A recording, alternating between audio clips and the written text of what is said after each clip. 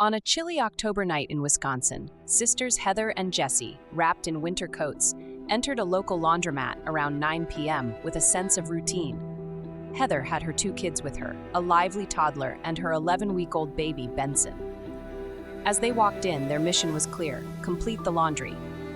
Jessie played with the lively toddler, swinging him gently, while baby Benson slept soundly in his car seat, unaware of the impending tragedy. As Jessie took a break from folding clothes, she leaned over to check on baby Benson. Alarmed, she called Heather over. Something was off. His lips were unusually blue and his face was ghostly pale. Heather quickly realized her baby was cold to the touch and completely unresponsive. Panic set in. CCTV footage captured the frantic and heartbreaking moments that followed. Jessie scooped up the toddler and dialed 911, while Heather focused on performing chest compressions on her baby boy. The call to 911 was desperate and chaotic. "Please God, this baby is dead. We're at the laundromat on the corner of 3rd and Union. Please hurry," Jessie cried into the phone. Heather, hyper-focused on the chest compressions, tried to stay composed. But as the minutes dragged on, her determination began to wane. Her voice started to shake and tears streamed down her face. "I can't do this anymore.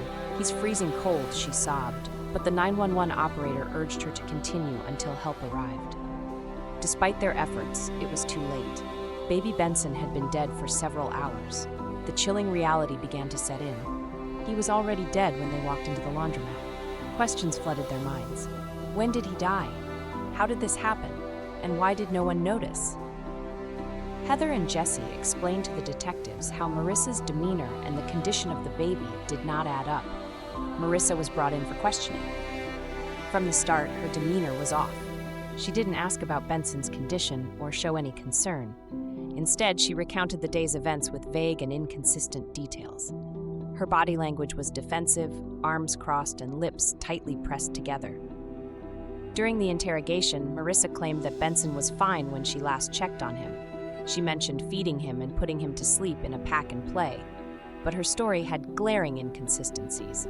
At one point, she smiled, a creepy, unsettling grin that seemed out of place given the circumstances. As the detectives pressed her, Marissa's facade began to crack. She admitted that Benson had been fussy and difficult to handle. Her frustration was evident. The detectives noticed her strange reaction when they mentioned CPR. Try to do CPR. Oh, 'cause I don't even know how to do that. Finally, the detectives confronted her with the autopsy results. Benson had suffered multiple head injuries caused by blunt force trauma. There were abrasions on his nose and chin, and his right ankle was fractured. These injuries were not consistent with her story of an accidental suffocation. In a moment of desperation, Marissa admitted to getting frustrated with Benson. She described picking him up and dropping him into the pack and play from shoulder height. But the detectives suspected it was much worse. The extent of Benson's injuries suggested he had been violently shaken or thrown. The investigation revealed more about Marissa's dark past.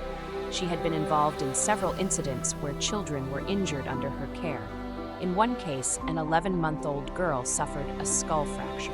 Despite these allegations, Marissa continued to work as a babysitter. The detectives pieced together a timeline of the events leading up to Benson's death. They discovered that Marissa had taken the children to McDonald's earlier that day. CCTV footage showed her and Adam, her partner, with 3 children, including Benson. At the time, Benson was likely already dead.